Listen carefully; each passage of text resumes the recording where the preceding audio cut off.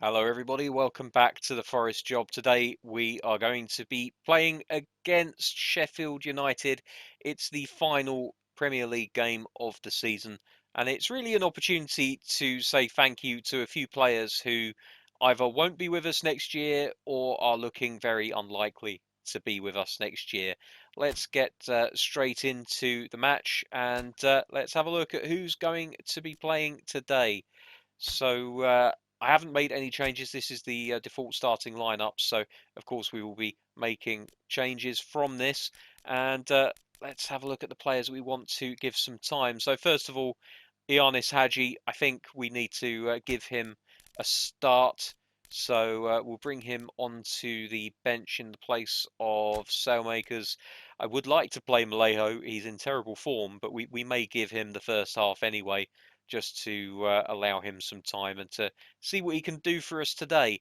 Other players who will not be with us next year include Yuri Ribeiro, so he's going to get a start at left back. Aït-Nouri can just have a day off, I think. Hugma is going to be here next year, but I'm just going to bring him in to play ahead of Albiol, who is not in the best of form. Nubel looking a little bit out of form, but also we want to rotate the goalkeepers to keep them happy. Meslier can come in for him at the back of the team. And also I do probably want to keep Asun Sao fairly happy so he can come in for Busquets, and Busquets can come onto the bench in the place of Albiol. I don't know why I'm leaving us with no centre-back options, but of course they can play in the centre. If we have a problem there, we can move him centrally and put Frimpong out on the wing. Now, Malejo, do we play him from the beginning? I guess we do.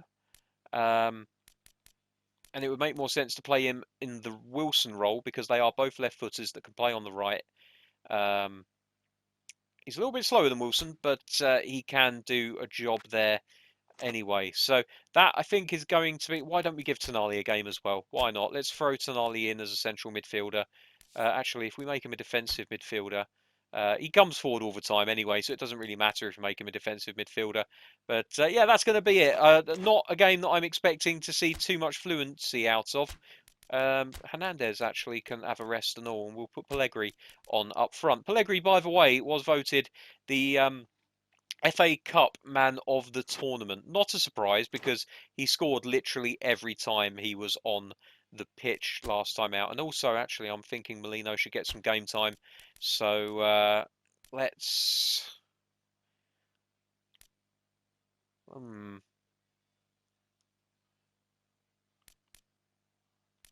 Eddie can have a day off.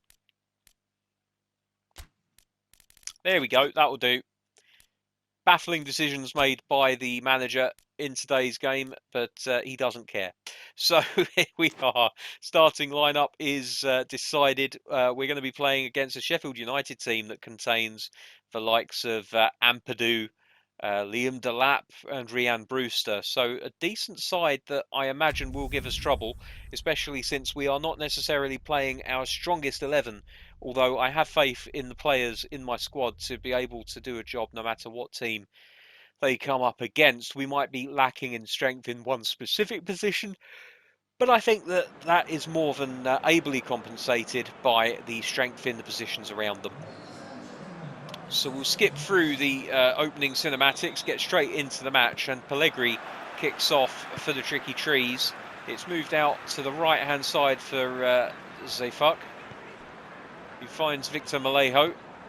Cross into the centre of the pitch for Tonali, who shifts it further out to the side with Yuri Ribeiro's on the overlap and does get space to find a shot, cross into the box.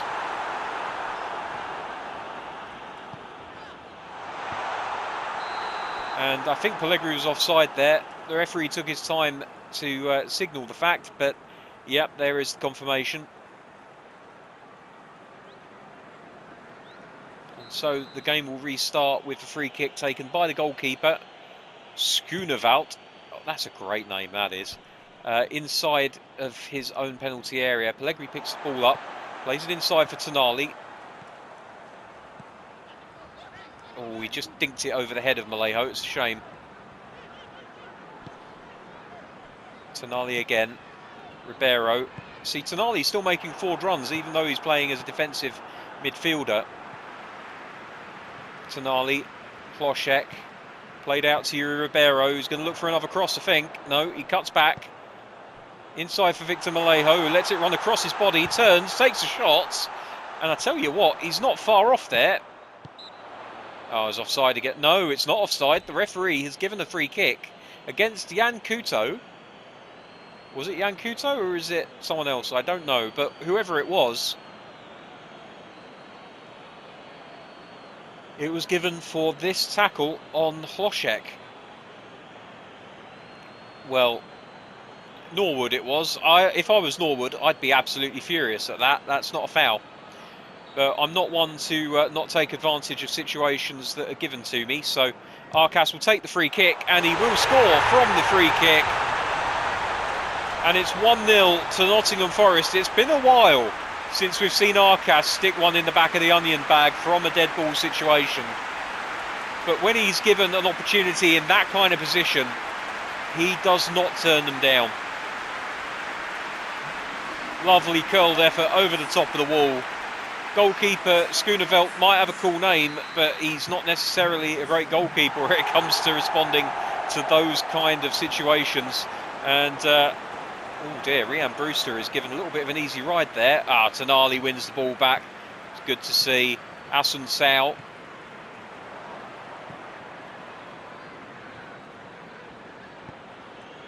I think we've discovered today that Tonali, as part of a double axis defensive midfield pairing, could actually be a very, very good option in the middle of the park. Pellegri's still got the ball here. Takes a shot from, oh my word, Pellegri. We know he's got it in his locker, but my goodness, every time you see it, it is spectacular. He hit that from some way out, but with such power, the goalkeeper never stood a chance. When he's got the ball in this kind of position, if the defender's behind him, he might as well give up. He's got so much strength and power, but he's got speed and pace and acceleration as well. He gets away from his man, he sees the opening. See him just take it the other side defender there, and then boom, goalkeeper completely unsighted. And Pellegri adds to his tally. I don't know if that is his first Premier League goal of the season, but certainly he doesn't score many outside of the FA Cup. Oh dear, Asun Sao's going to have to deal with that one. Doesn't win the ball, manages to force him to move it back. Forest have already recovered. Victor Malejo will pick this one up. Asun Sao is a little bit ahead of Asun Sao. Worrell can't quite win the ball there. Delap scoops one up into the air. I think if I'm right, is Delap a youth player at Manchester City at the moment? I think that might be where he is in real life. I could be wrong. Pellegri lets it go through his legs. Into Malejo. Oh, he very nearly got past Bola, but Bola just at the last minute making the recovery and tackling his man. Sheffield United will restart things from the back here with Egan. Hugma gets up but doesn't win the header.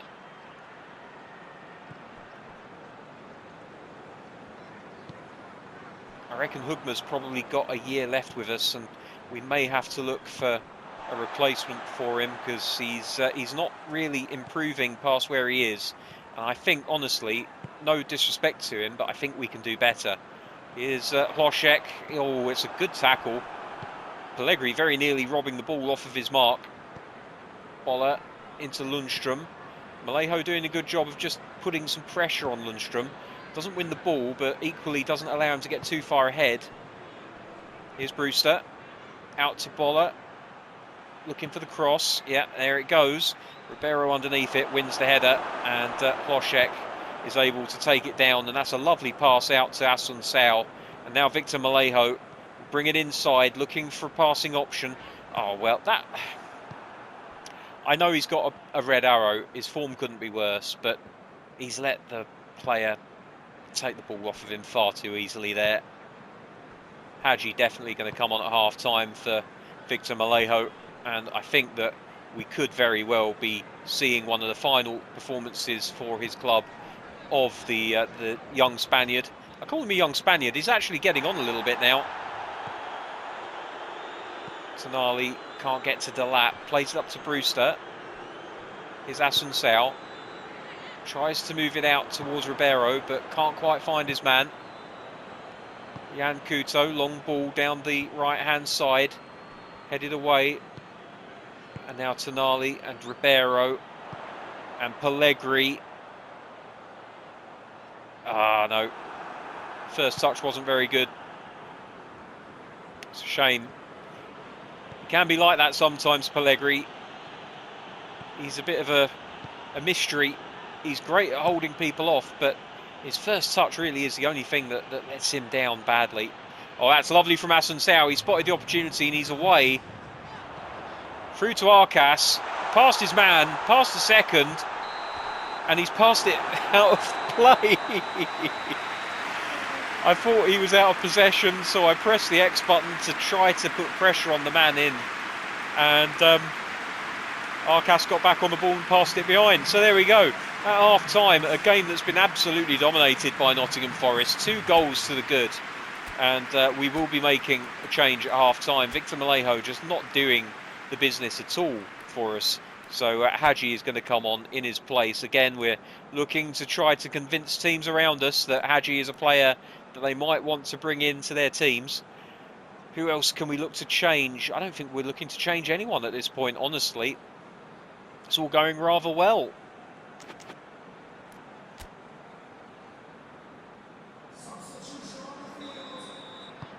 So the game restarts. Ioannis Hadji on the pitch for what could be his last Premier League game for Nottingham Forest. It's Ribeiro.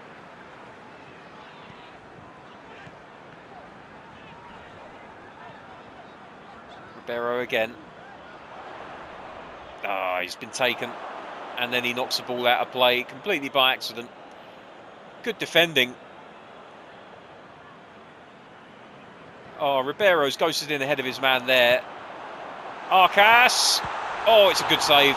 That's a very, very good save. Lovely pass into Arcas there by Pellegrini.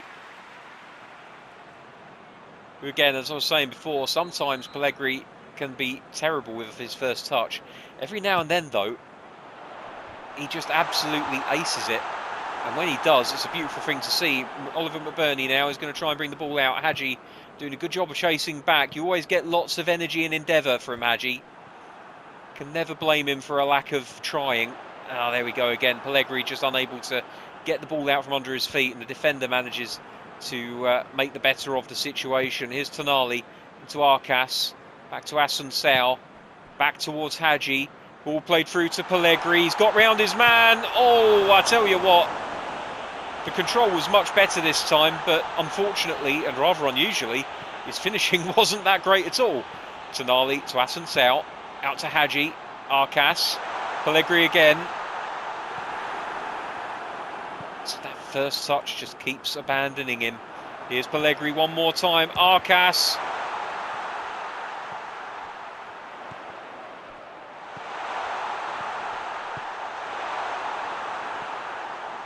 Oh, that's great from Brewster. He's got past Worrell. Hoogma's doing his best to chase back. He can't, but the goalkeeper makes a good save. Meslier coming in, of course, as the new understudy for Newbold at the beginning of the season, along with Aaron Ramsdale, both players coming in. To be honest, the manager forgot about one of them, having already arranged the transfer and bought the other one completely out of spite. I'm not going to lie, I like Meslier. I actually bought him a couple of times in Football Manager over the years before he became the Leeds United goalkeeper. But I had no intention of bringing him in on this game until I realised that he was up for sale. And I decided that since Leeds had done us out of one of our goalkeepers, I was going to do them out of one of theirs. Arcas now, good win of the ball. Pellegrini's going to make a run. Arcas looks to find him, does manage so. Good ball through to Hlošek, who takes a shot from well out, and what a save by Schooneveld. Brilliant save, just got enough on it that he killed the momentum of the ball dead. Hoogma, again, struggling with the header. It's Tonali. Arcas. Pellegri's past his man. Oh dear, oh dear. It is sometimes a little bit like playing with a Sherman tank.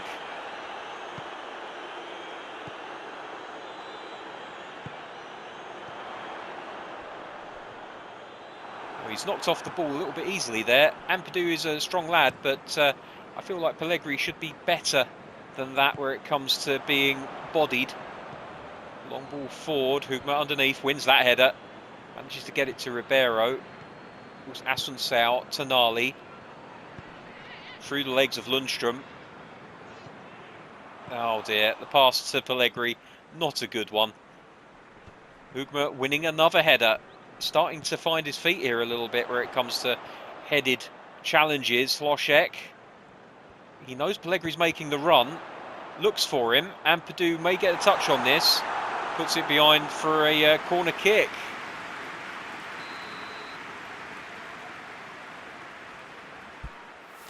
I think we might make another couple of changes here. So I'm thinking about dropping Arcas to an attacking midfield role. Then we can bring on Molino for him. Move Pellegri more central. And he can be replaced with Hernandez. And that is going to be it.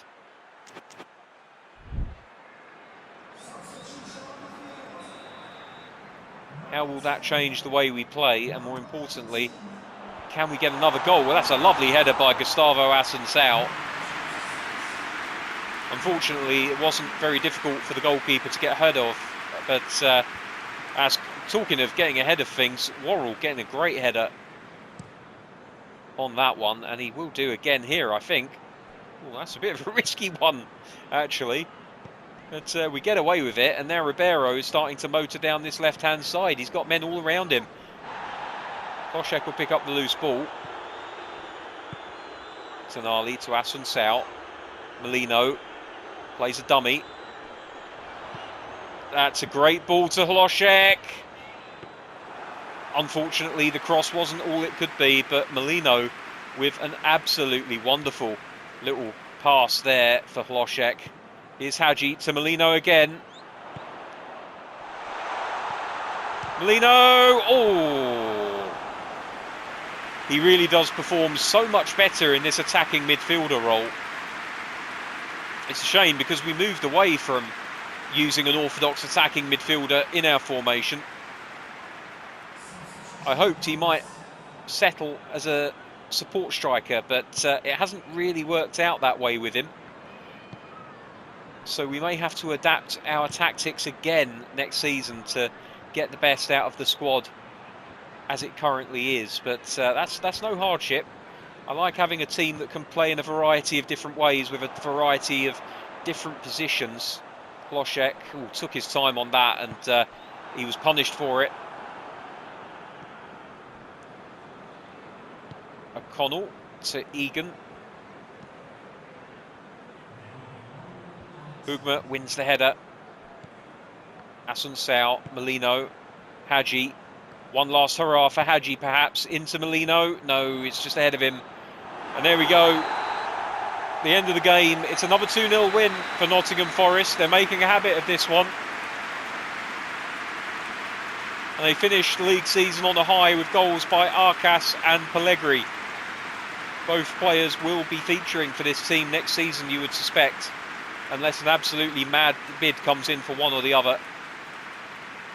And as the players take a stroll around the pitch to thank the fans for all of the support that they've had throughout this year, and we see again the captain Joe Worrell doing his bit as well, we draw to a close this season of the Premier League with Nottingham Forest having retained their championship. They'll be in the Champions League again next season. But more importantly for them, they have an appointment in the Champions League final, and that will be tomorrow against Inter Milan. Now, of course, a lot of you will be asking the big question, because we did feature it last time out, and we'll have a look at the scores to see what's going on with Newcastle. Well, they've drawn 0-0 today. And if my maths tells me anything, it's that they were 5 points behind Leicester, who lost to Arsenal. But unfortunately, even if Newcastle won their previous match, that would have only been worth 4 points. And so with a heavy heart, I have to confirm that Newcastle United have been relegated from the Premier League. 26 points from 38 games. They only scored 27 goals, but the real problem for them was the number that they conceded. It's a sad day for the Toon Army. I know we've got a few Newcastle fans that follow this channel. We did, of course, do a Newcastle save this time out last season. Yeah, I don't really know what to say there. It's sad times. Interestingly, all 3 relegated teams finished on the same number of points. Newcastle actually winning 1 less than Brighton and Norwich City, but drawing a few more. Well, there you go. Well, we can only hope that Newcastle can bounce back next season. If it wasn't for the fact that I was trying to win back-to-back Champions Leagues, I would definitely be tempted to return to the scene of some of my greatest triumphs and try to restore some glory to Newcastle United. You never know, maybe after we've done what we need to do with Nottingham Forest, if Newcastle are still in the doldrums, we can look to do something for them. But that's it, the end of the league season is now confirmed. There's a lovely bit of symmetry about the end of the league season in this save happening alongside the end of the league season in real life. But there we are. Now, I know that we have at least one man in the best 11 for the Premier League because I can see the Forest logo on the left-hand side. Let's hit the X and see how many more we have. And oh my goodness, we have quite a few. So, Ait Nouri, Oriol Busquets, Eduardo Camavinga, Harry Wilson and Kike Arcas all making it into the best 11 of the season. Sanchez and Koundé making the up the centre-back pairings. Alisson in goal, interestingly. I feel like our goalkeeper conceded a lot less and probably got better ratings, but you know what this game is like. You can have a goalkeeper that doesn't face any shots, and he gets given a 5 as a result. Trent Alexander-Arnold at right back, he's still going strong. And Ryan Brewster up front for Sheffield United. He showed some flashes in the game against us, but I don't think he's a player that we'll be chasing after. Bukayo Saka rounding out the top 11 there on the left-hand side of midfield. Certainly a player that I would be interested in if he became available. So, end of the season. And that means next time out, we'll be meeting again in the Champions League final against Inter Milan on the 30th of May. And it's just occurred to me that that is exactly 14 days after the FA Cup, where we discovered that Salisu would be injured for 2 weeks. Could Salisu make it for the Champions League final? Could he be fit? I don't know, but I'll tell you what I do know. We'll find out together tomorrow when we play in the Champions League final against Inter Milan at the Allianz Arena in Germany. Until next, actually, I could be wrong. Is the Allianz Arena Germany or is it the name of Juventus's? Uh, It's one or the other now. I can't think which one it is. Anyway, either way, it's going to be at the Alliance Arena. So there we go. Until next time, thank you very much for watching and keep your fingers crossed for tomorrow, eh? Take care. Bye-bye.